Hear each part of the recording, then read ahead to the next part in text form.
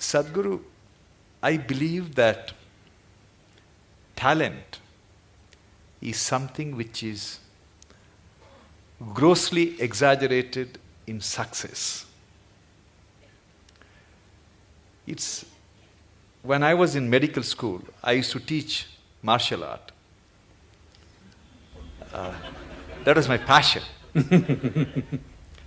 And every time a Bruce Lee's movie was released, all these school kids would come and join in hordes to martial arts schools.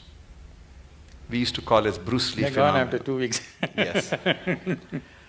And I used to see some kids whose physique is meant for martial art, who have the natural flair, and I used to think, oh, this kid is going to get a black belt.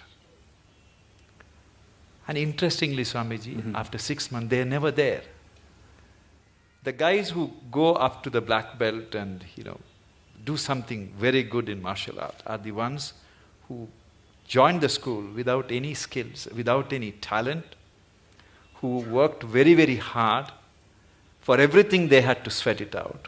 But in the end, they're the ones who succeed. How do you explain this phenomena? See, for a variety of reasons, let me not go beyond this. For a variety of reasons, a certain individual could be born with a certain flair, physical flair, mental flair, emotional flair, style. 5-year-old child, one has style, other is clumsy, okay? So the one with the style is not going to become necessarily a fashion thing. Somebody else who seems to be clumsy may grow into something else. Like, you don't know when a woman is pregnant, the child within that womb, whether it's a sage or a sorcerer. Nor the woman know. The mother does not know whether she is producing a sage or a sorcerer or what. This is because, I use the word coherence because of modern science is using that word. Who you are here right now, as you sit here, this is physics. Every subatomic particle is in constant contact with everything. What you call as cosmos is living life and it's a live mind. You have captured only one small part of it.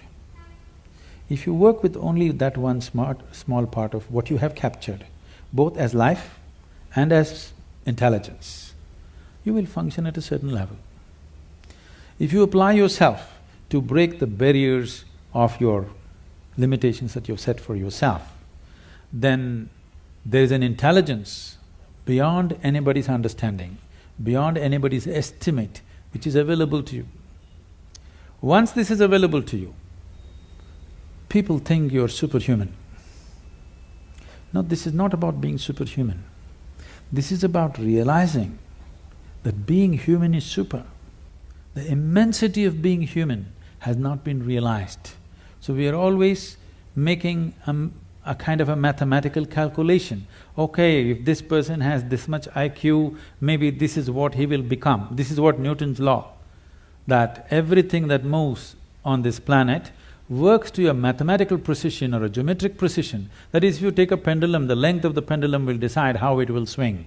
If you take a projectile, depending upon its mass, velocity and the trajectory, it will go to a certain place.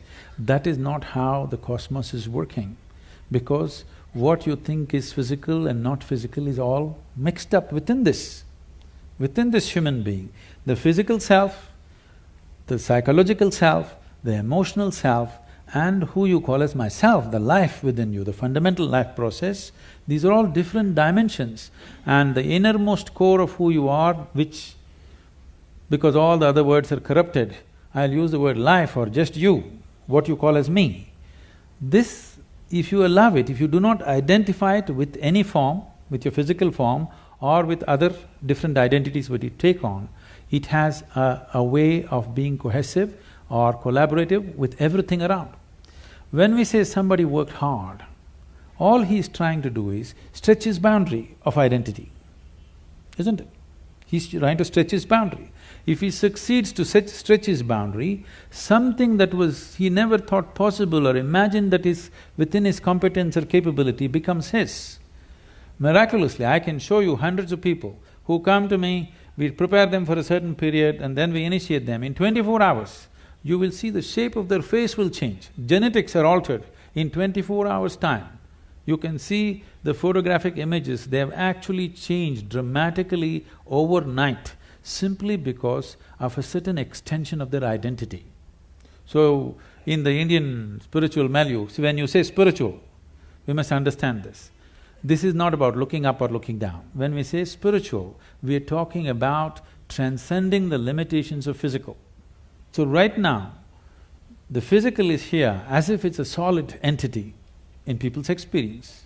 But modern physics is telling you and medical science is beginning to tell you, or if people don't understand, if they just hold their nose for 2 minutes, they understand that they are not an independent existence. It is in transaction, not just in terms of breath. Even on the level of subatomic particles, it's in constant transaction. If this transaction becomes even minutely conscious, suddenly you have immense capabilities that you never thought were possible. Biological identity is the most limiting identity that you have because it limits to the area of your body. Now when you strive, you break this. It doesn't matter in what way you strive. Most people strive in unconscious, unscientific, simply out of striving, they do things. But there are ways to strive scientifically in a proper way. There are tools to strive with specific direction to break the limitations of who we are. If you break this boundary, the subatomic particles are transacting, the intelligence is transacting, only you're missing the whole game. If you don't miss the game, if you are in the game of life, not in the game of thoughts and emotions, you're in the game of life, suddenly just about anything you want you can do, not this or that. I'm saying anything a human being can do, simply if he breaks his barriers. And these barriers are many levels, but the most fundamental thing is the identity.